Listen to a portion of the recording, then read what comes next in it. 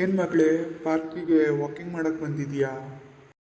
ಹೌದು ಅಂಕಲ್, ದಿನ ವಾಕಿಂಗ್ ಬರ್ತೀನಿ, ಫಿಟ್ಟಾಗಿರ್ಬೇಕಲ್ವಾ. ಏನು ಅಂಕಲ್, ನೀವು ವಾಕಿಂಗ್ ಬಂದಿದ್ದೀರಾ? ಜಾಗಿಂಗ್ ಎಲ್ಲ ಮಾಡ್ತೀರಾ? ಜಾಗಿಂಗ? ಈ ವಯಸ್ಸಲ್ಲೆಲ್ಲ ಜಾಗಿಂಗ್ ಮಾಡಿದ್ರೆ ಡಾಕ್ಟ್ರ್ ಹತ್ರ ಓಡಬೇಕಾಗುತ್ತೆ ಅಷ್ಟೇ ಕಣಮ್ಮ. ಅದು ನಿಜಾನೇ ಬಿಡಿ ಅಂಕಲ್. ಹೌದು, ಆಂಟಿ ಹೇಗಿದ್ದಾರೆ?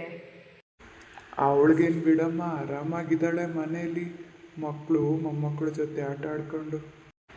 ನೀನು ಈಗಿನ ಕಾಲದ ಮಕ್ಕಳ ಥರ ಫೋನ್ ನೋಡಿಕೊಂಡೇ ವಾಕಿಂಗ್ ಮಾಡಬೇಡ ಕಣಮ್ಮ.